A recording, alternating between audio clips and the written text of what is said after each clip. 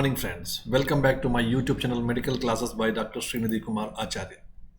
Please don't forget to subscribe my channel and also please give your valuable comments. Friends, we are discussing about the concept of the seizure disorders in special relation to Apasmara, which is explained in Ayurveda classics. We have already completed 4 parts regarding this aspect, and those videos are available in my YouTube channel. Now today we will have come to the core matter, that is what is the difference between a seizure and epilepsy and Apasmara. So can we compare or can we correlate the Apasmara which is explained in Ayurveda classics with the present day knowledge of the seizure disorders or epilepsy disorders? So that we have to do now. In epilepsy, there will be abnormal electrical discharge. We know that the abnormal electrical discharge itself is the main cause of epilepsy or seizure, where that abnormal electrical discharge spread throughout the hemispheres, and sometimes it also reaches the reticular activating system, as we have discussed in the last class, and that is responsible for the unconsciousness also. If the abnormal electrical discharge reaches the reticular activating area, then the patient will be presented with the unconsciousness and there will be presentation of automatism. Now, so which gradually spreads throughout the cortex and other parts of the cortex, leading to certain motor, sensory and autonomic changes. This part we have discussed. Once the abnormal electrical discharge ends, the episode of the seizure or epilepsy also ends. It depends upon the strength of the abnormal electrical discharge. If abnormal electrical discharge carries a lot of strength, then the episode will carry for a long time, and if it is of a short time or short strength, then episode will be smaller. Abnormal electrical discharge occurring is always due to the pathology related to the more excitatory neurotransmitter. This part also we have discussed. There are 2 types of neurotransmitters which are present in the brain, excitatory and inhibitory. And when excitatory is working more because of various triggering factors, then there will be abnormal electrical discharge. Abnormal electrical discharge may also occur because of less inhibition action compared to that of the excitation action. So both is possible. So most of the time this is triggered by certain triggering factors. The triggering factors are like exercise, sleep deprivation, fasting, electrolyte imbalance, stress, etc. So this leads to this abnormal electrical discharge. So to have in a given condition, whenever we say that the given condition of a seizure or epilepsy, if you try to correlate with the, or if we consider the same, we are not correlating. If you find a similar condition in Ayurveda, then Apasmara can be considered under this. Now the question is how Apasmara is equal to epilepsy syndromes or epilepsy or seizure disorders. So that we have to do. Now, when we call any particular situation as a paroxysm means a sudden event, which is sudden event of this seizure or any this convulsion, etc., which is occurring suddenly, that is called as a paroxysm. Okay. Now, when we call a paroxysm as epilepsy, first we will completely understand this particular concept and then we'll go for the Apasmara. Okay. So to call any given condition as epilepsy, what is required? What is required is there should be a seizure attack with motor, sensory and autonomic involvement. This also we have discussed. The seizure should occur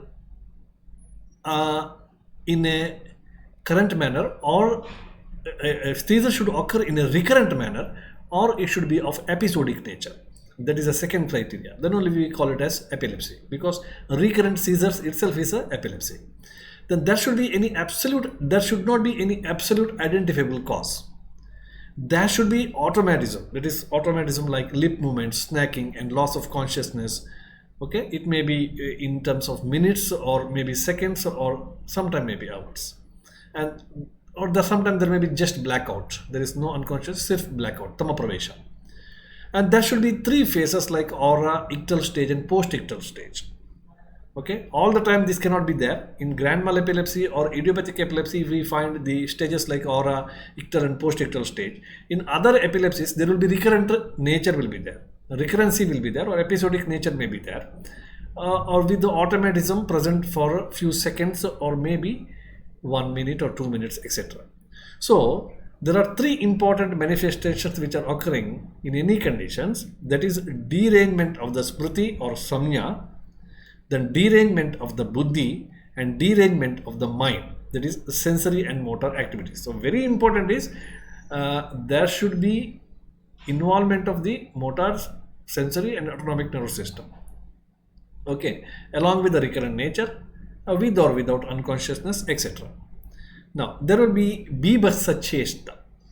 Okay, so there will be bibhasa chesta. So this bibhasa chesta is referred to abnormal, horrible, scary body movements and expression.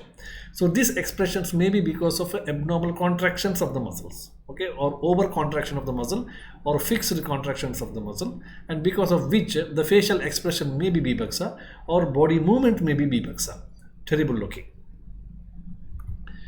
Now, what is the difference between seizure and epilepsy versus apasmara?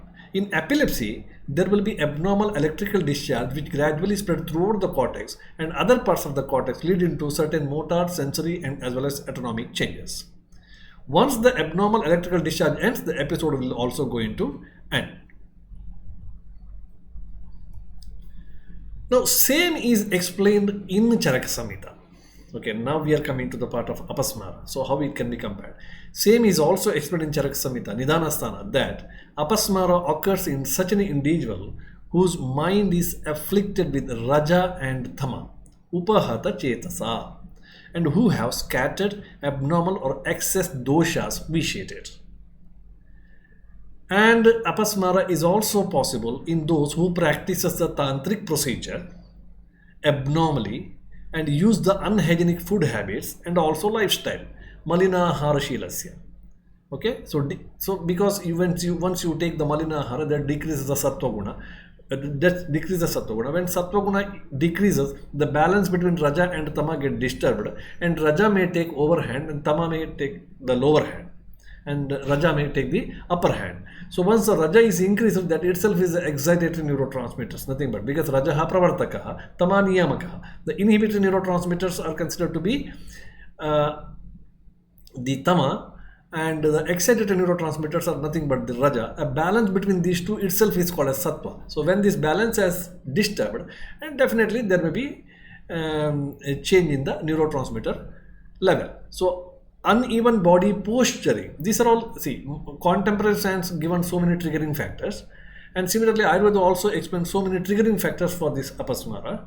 Okay, so malinahara shilasya may be there, or abnormal mindset may be there, or performing some of the tantric procedures which alters the mindset or put the psychological effect, okay, when you are doing it abnormally, and uneven body posturing, and many other things are explained. One which disturbs the sattva of the person, upahata chetasa, and mind, disturb the mind of the person. So they are all considered to be the triggering factors for the apasmara according to Ayurveda. Now, the other triggering factors for this abnormal electrical discharge, as far as apasmara is concerned, the vitiated doshas which vitiate the raja and tama and spread it all over the hridaya pradesha, which is the seat of manas and also the seat of sensory organs, and stay there dominantly. So this is exactly the pathology as far as Ayurveda is concerned. Contemporary science has got its own pathology like the neurotransmitter pathologies and all. But what Ayurveda says is, there is vitiation of the raja and tama. Because of the different causative factors and triggering factors, there is vitiation of a raja and as well as tama. And because of this vitiated raja and tama, that will going to spread over the hridaya pradesha, which is nothing but the seat of manas and also seat of the sensory organs. So what I mean to say is, we know hridaya is most of the time translated as heart, but in Ayurveda, hridaya means a lot more than that of the heart. Okay, it is not a simple mere translation as heart.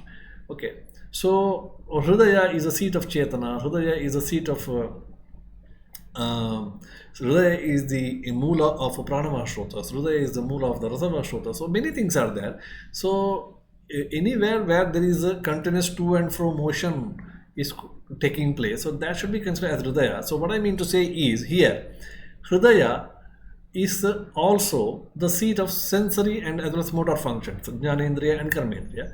So what I mean to say is the raja and thama, that is neurotransmitter level, if you are talking the excitatory and inhibitory neurotransmitters, so they are get disturbed, and as a result the seat of sensory and motor function, that is hypothalamus and basal ganglion area, so that is get disturbed, and as a result there is a present a different sensory, motor and as well as autonomic presentations. So now the spread is triggered by, so how this raja and thama which is spread. So what I mean to say, hridaya should not be taken as a heart here. Hridaya should be taken as a pranamana shroto mula. Pranamana shroto mula means it's definitely in the heart, in the brain portion. Okay, it can be compared with the basal ganglion and hypothalamus. Now this spread is triggered by kama, krodha, bhaya, lobha, moha, harsha, shokha, chinta and udvega. These are the triggering factors according to Ayurveda. Okay, different triggering factors according to Ayurveda: kama, krodha, bhaya, lobha, moha, harsha, shoka, chinta and udvega. And there will be paroxysmal attack. Sahasam abhipurayanti. Suddenly there is a paroxysmal event because of this, leading to apasmara or epilepsy. So this is how we can compare this particular apasmara with Ayurveda standards. Okay, so if you see it elaborately, although there is some confusion with regard to the words like hridaya, etc., it is nothing but an abnormal electrical discharge which is starting from the abnormal electrical discharge which is started from the cerebral hemisphere and spreading all over the brain. And when it touches the reticular activating system area, that is one which connects the basal ganglia area to the cerebrum, so when that is get affected, and there will be unconsciousness. The same has been mentioned here also. So there is raja and thama is disturbed. Raja is nothing but excitatory neurotransmitters, and thama is nothing but inhibitory neurotransmitters. And when the balance between these two has been lost, and there is a sudden paroxysmal event. So mythologically, if you are talking, when you describe the Daksha Yajna, there is mentioned that Vividha Bhuta Ashuchi Samsparsha. That means this is one of the cause. Why this happens? That is contact with the abnormal and ashuchi and unhygienic materials leads to apasmara. So this is explained in the classics. Okay, therefore, when I say Daksha Yajna, in Daksha Yajna, how this apasmara is produced? During the time of Daksha Yajna, different disorders are produced, we know that, and apasmara is also produced. Apasmara is produced because of touching of different Vividha Bhuta Ashuchi Samsparsha, that is contact with the abnormal and ashuchi and unhygienic things. Now what I mean to say is, this refers to change in the sattvic nature of the mind. Sattvic nature of the mind is maintained by taking the sattvic food. Okay, so when the person is involved in more intake of rajasika food, more intake of tamasika food, definitely the balance between raja and tama is get disturbed, and as a result sattva is disturbed. And when sattva is changed, definitely there will be the disorders like apasmara. Not only apasmara, different other disorders related to the CNS. Okay. Now, to compare any event as seizure or epilepsy, as we have explained in the beginning itself, there should be some motor, sensory and autonomic changes. Okay. So now, these are the things which are explained in the context of apasmara. And if you see, in general, apasmara, so contraction, what are some of the motor findings, what are some of the sensory findings, what are the autonomic findings, and what is the automatism? Explain. This is very superficial, then we go for the detail. Okay, because if I am comparing apasmara with a seizure disorder or epilepsy, one thing is very clear: abnormal electrical discharge will be there with the affliction of the mind and all. Apart from that, there should be some of the abnormal motor symptoms, there should be abnormal sensory symptoms, there should be abnormal autonomic nerve system symptoms or psychomotor changes. Now all these three changes are very beautifully explained in apasmara. Okay, in apasmara. Now in apasmara, what are the motor changes explained in terms of Ayurveda?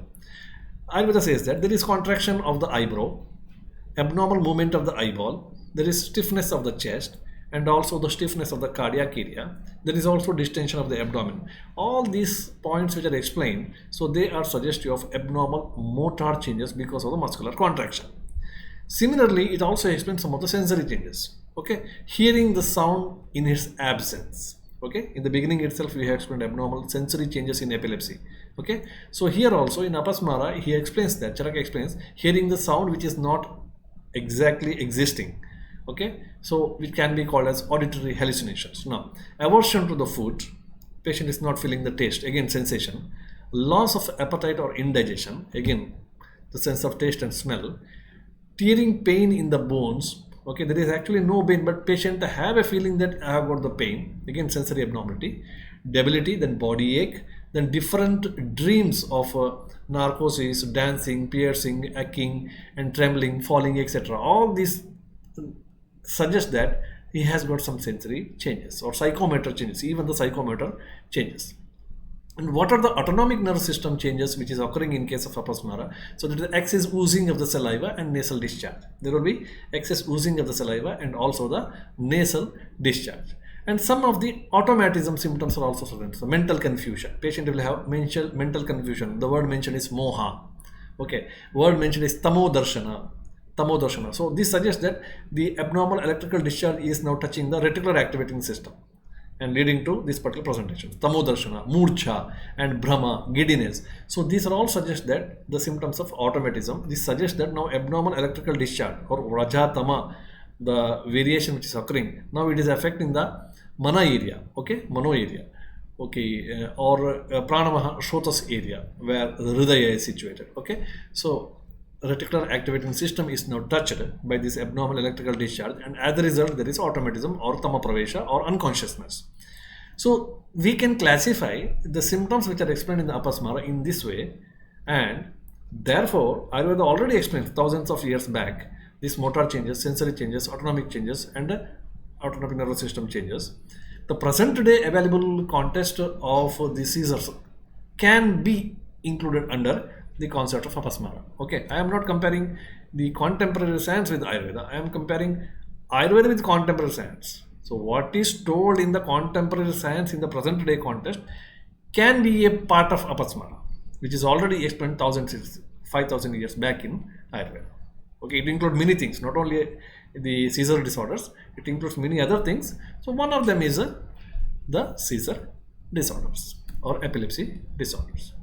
So with this, we conclude today. In the next part, we will go with the Vataja, Pittaja and Kafaja Apasmaras and how they can be correlated with the different seizures or epilepsy disorders. So we will meet again. Thank you very much. Don't forget to subscribe my channel and also please give your valuable comments.